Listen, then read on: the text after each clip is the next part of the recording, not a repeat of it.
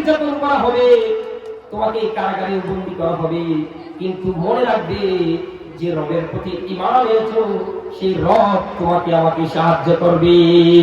আল্লাহু আকবার। কিন্তু ভয় পেলে চলবে না। আল্লাহ রাব্বুল আলামিন সূরাতুল মুমিনুনের প্রথম নম্বর আয়াতের মধ্যে বলেন, قد أفلح المؤمنون।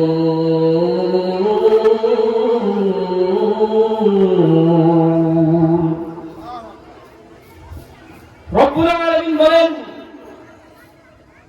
সফল হয়েছে তারা, ঈমান এনেছে যারা। আল্লাহ রাব্বুল আলামিন বলছেন মুমিনরা সফল হয়ে গিয়েছে। এখানে আল্লাহ তাআলা পদ শব্দ ব্যবহার করেছেন, নিশ্চয়তার অর্থ তুলেছেন। নিশ্চয়ই মুমিনরা সফল হয়ে গিয়েছেন। এখানে অতীতের কথা বলা হয়েছে, বলা হয় নাই যে সফল হবে, বরং বলা হয়েছে সফল হয়ে গিয়েছে। সুবহানাল্লাহ। আল্লাহ তাআলা বলছেন সফল হয়েছে তারা, ঈমান এনেছে যারা। সবাই আমার সাথে বলেন, সফল হয়েছে তারা, ঈমান এনেছে যারা। যারা ঈমান এনেছে তারা সফল হয়েছে, আর যারা ঈমান আনতে পারে নাই তারা সফল হতে পারবে না, পারেও না। আল্লাহ তাআলা এই কথা বলে নাই কারো লক্ষ লক্ষ কোটি কোটি টাকা আছে ওই ব্যক্তি সফল। রব্বুল আলামিন এই কথাটা বলে নাই কারো অনেক ঘর বাড়ি আছে, অনেক ধন সম্পদ আছে ওই ব্যক্তি সফল। আল্লাহ তাআলা এই কথা বলে নাই কারো অনেক ক্ষমতা, অনেক দাপট, ওই ব্যক্তি সফল। রব্বুল আলামিন এই কথাটা বলে নাই। রব্বুল আলামিন বলেছেন সফল হয়েছে তারা, ঈমান এনেছে যারা। টাকা পয়সা ধন সম্পদ থাকলেই আপনি সফল হয়ে যাবেন না। পরীক্ষা দিয়ে অনেকেই ভালো রেজাল্ট করে, আবার অনেকেই খারাপ রেজাল্ট করে, এটাও এক ধরনের সফলতা। অনেকেই টাকা পয়সা অর্জন করে, অনেক ধন সম্পদ লাভ করে, এটাও এক ধরনের সফলতা মনে করি। কিন্তু প্রকৃত সফলতা হলো যারা ঈমান আনবে, যারা মুমিন হবে, তারাই হবে প্রকৃতপক্ষে সফল। এটা কার কথা? আল্লাহ তাআলার কথা। আল্লাহ তাআলা বলছেন মুমিনরা প্রকৃতপক্ষে সফল হয়ে গিয়েছে। আপনার সম্পদ থাকলে আপনি সফল হতে পারবেন না, ক্ষমতা থাকলে সফল হয়ে যেতে পারবেন না। ঈমান প্রয়োজন হবে, ঈমান থাকা লাগবে, তাহলে আপনি প্রকৃতপক্ষে সফল হতে পারবেন।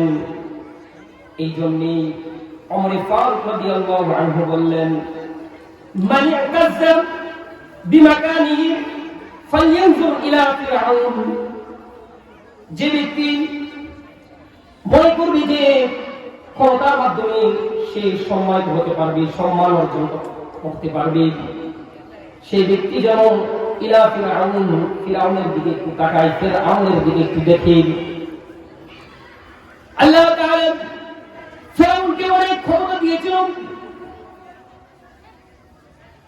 এত ক্ষমতা থাকা সত্ত্বেও ফিরআউন সফলতা অর্জন করতে পারে নাই। তার কারণ হলো ফিরআউন ঈমানদার ছিল না, যার কারণে সে সফলতা অর্জন করতে পারে নাই। আল্লাহ তাআলা তাকে ক্ষমতা দিয়েছিল, সে এই ক্ষমতা পাওয়ার পরে নিজের রবকে আর সৃষ্টিকর্তাকে ভুলে গিয়েছিল। সে তার জনগণের সামনে ঘোষণা করেছিল। আল্লাহ তাআলা পবিত্র কোরআনুল কারীমের ৭৯ নম্বর সূরা সূরাতুন নাজিআতের ২৪ নম্বর আয়াতের মধ্যে বলেন, ফাকাল আনা রাব্বুকুমুল আ'লা। ফিরআউন তার সমাজের মধ্যে, রাষ্ট্রের মধ্যে ঘোষণা করে দিল, আমি হলাম তোমাদের সবচেয়ে বড় রব। বলেন নাউযুবিল্লাহ। সে নিজেকে রব দাবি করে বসল।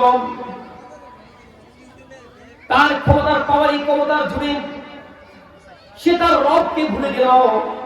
যে রব তাকে এই ক্ষমতার মস্তকে বসালো, সে রবের কথা সে ভুলে গেল।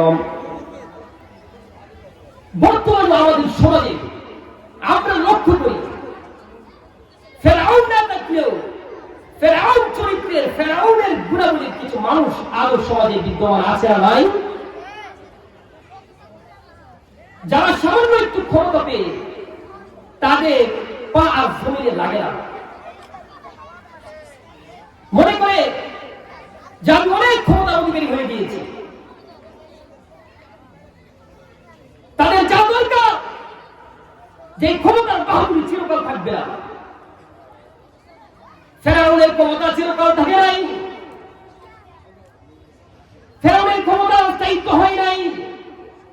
ঠিক অনুরূপ ভাবে দুনিয়ার জমিনে যাদেরকে আল্লাহ অল্প সময়ের জন্য একটু ক্ষমতার মস্তকে বসান, তাদেরও একটু ভাবা দরকার, চিন্তা করা দরকার। এই ক্ষমতা তো চিরস্থায়ী না। ক্ষমতা পাওয়ার পরে নির্দোষ মানুষের উপর জুলুম নির্যাতন শুরু করে দেয়, মানুষদেরকে জেল জুলুমের ভয় দেখায়, এমন মানুষদেরকে কারাগারে নিয়ে বন্দী করে। সে নিজেও জানে না কি কারণে তাকে বন্দী করা হয়েছে। আছে না আমাদের সমাজের মধ্যে এরকম? ক্ষমতার অপব্যবহার করে। কিন্তু রব্বুল আলামিন ফেরাউন ক্ষমতা পাওয়ার পরে যখন ক্ষমতার অপব্যবহার করা শুরু করে দিল, রব্বুল আলামিন তার পরিণতি সম্পর্কেও জানিয়ে দিল। সূরাতুন নাজিআতের 25 নম্বর আয়াতের মধ্যে আল্লাহ তাআলা বলেন, ফাআখাযাহুল্লাহু নাকালাল আখিরাতি ওয়াল উলা ইন্না ফী যালিকা লা'iবরাতান লিমান ইয়াখশা। আল্লাহ তাআলা বলেছেন ফেরাউনের পরিণতিটা এরকম করেছিল। আল্লাহ তাআলা তাকে দুনিয়াতেও পাকড়াও করেছে এবং পরকালেও পাকড়াও করবে।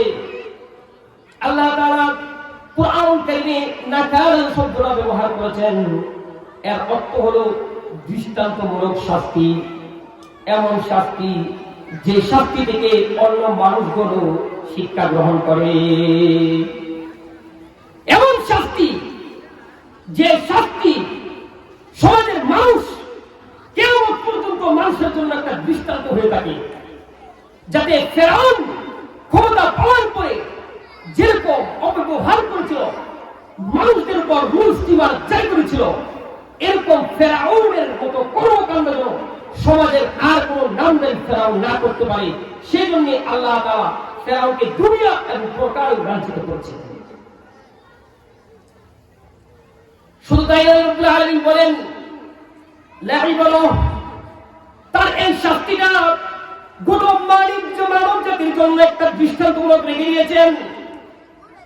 সমস্ত মানুষ যেন ফেরাউনের এই কর্মকাণ্ড থেকে, এই শাস্তি থেকে একটা শিক্ষা গ্রহণ করতে পারে। যেন ফেরাউনের তো থাকবে না, কিন্তু ফেরাউন এরকম মন মানসিকতা আজীবন থেকেই যাবে, যেন এই শিক্ষাগুলো গ্রহণ করতে পারে।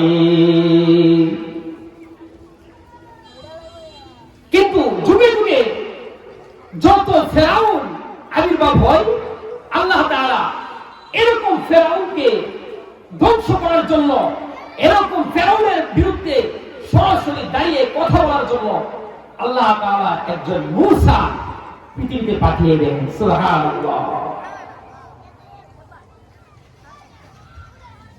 যারা ঈমানদার হবে, যারা মুমিন হবে, রব্বুল আলামিন তাদেরকে গায়বীভাবে সাহায্য করবে। যতই বিপদ আসুক না কেন, যত কিছুই ভয় দেখাক না কেন, ঈমানদার অন্তরকে কখনো পরাস্ত করতে পারবে না। মুসা আলাইহিস সালাম যখন তার শরীরকে নিয়ে ফেরাউনের দলবল থেকে বাঁচার জন্য যখন সমুদ্র পাড়ি দিতে যাচ্ছিল, সামনে ছিল সমুদ্র আর পিছনে ছিল ফেরাউনের দলবল বাহিনী। পরিস্থিতিতে মূসা আলাইহিস সালামের সঙ্গীরা বলে উঠল, হে মূসা, এই তো আমাদেরকে এখনই পাকড়াও করে ফেলবি, আমাদেরকে ধরে ফেলবি, এখন আমাদের কি হবে? মূসা আলাইহিস সালাম উনি সাহসের সাথে তার সাথীদেরকে বললেন, কাল্লা ইন্না মাইয়া রাব্বি সায়াহদিন। মূসা আলাইহিস সালাম বললেন, কাল্লা, কখনো না, এটা কোশ্চেন কালেও হতে পারে না। ইন্না মাইয়া রাব্বি সায়াহদিন, যে আমার রব আমাদের সাথে আছেন, নিশ্চয়ই আমার রব আমার সাথে আছেন, অচিরেই রব আমাদেরকে পথ প্রদর্শন করবেন, ভয়ের কোনো কারণ নেই। এই কারণে মুসলমান মনে রাখতে হবে, তোমার উপর যতই নির্যাতন আসুক না কেন, দিনের উপর চলার জন্য অনেক রুল স্টিমার জারি হয়ে যাবে, অনেক নির্যাতন করা হবে, তোমাকে কারাগারে বন্দী করা হবে, কিন্তু মনে রাখবে যে রবের প্রতি ঈমান এনেছো, সেই রব তোমাকে আমাকে সাহায্য করবে। আল্লাহু আকবার। কিন্তু ভয় পেলে চলবে না। ক্ষমতার মাধ্যমে যদি সফল হওয়া যেত তাহলে ফেরাউনই সফল হতো, কিন্তু এত ক্ষমতা থাকার পরেও সে সফল হতে পারে নাই। আল্লাহ তাআলা ফেরাউনের যে শেষ পরিণতি করলেন, সূরাতুল কাসাসের 40 নম্বর আয়াতের মধ্যে বলছেন, ফাআখাযনাহু ওয়া জুনুদাহু ফানাবাদনাহুম ফিল ইয়াম ফানজুর কাইফা কানা আকিবাতুয যালিমিন।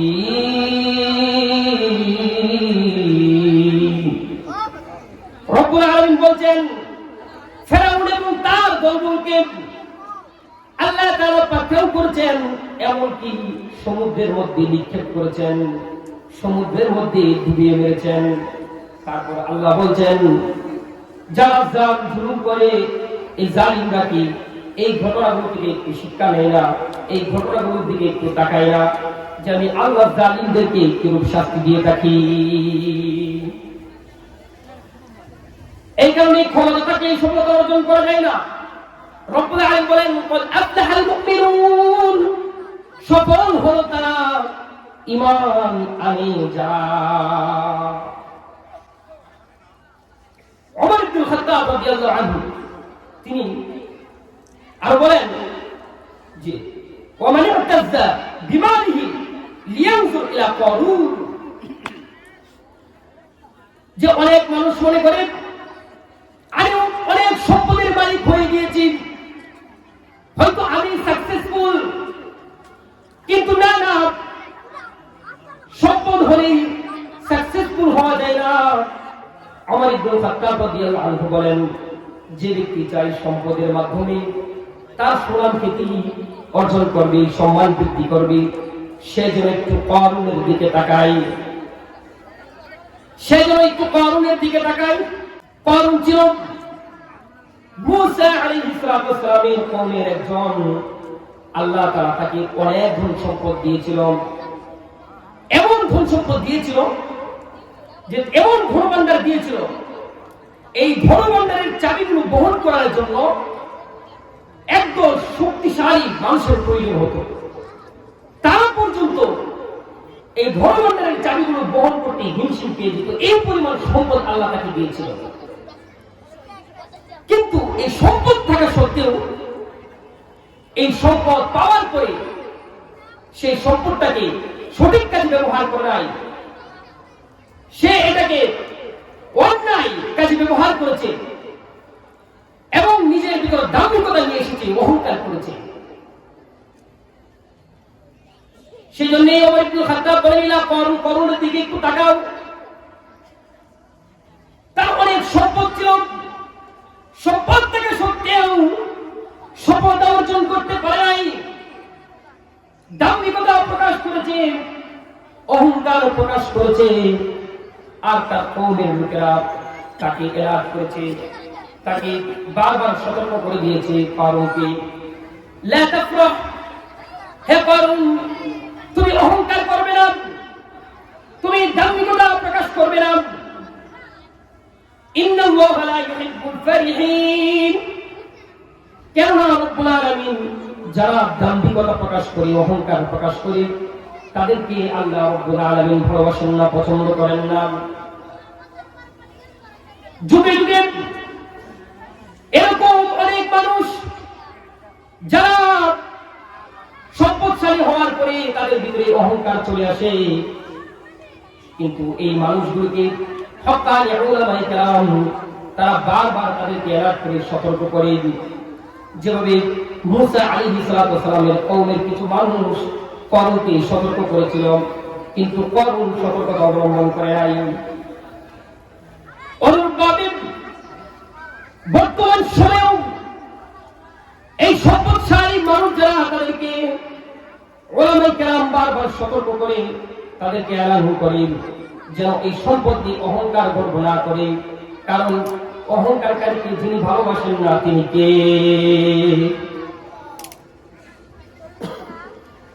সম্পদের মাধ্যমে সফলতা অর্জন করা যায় না।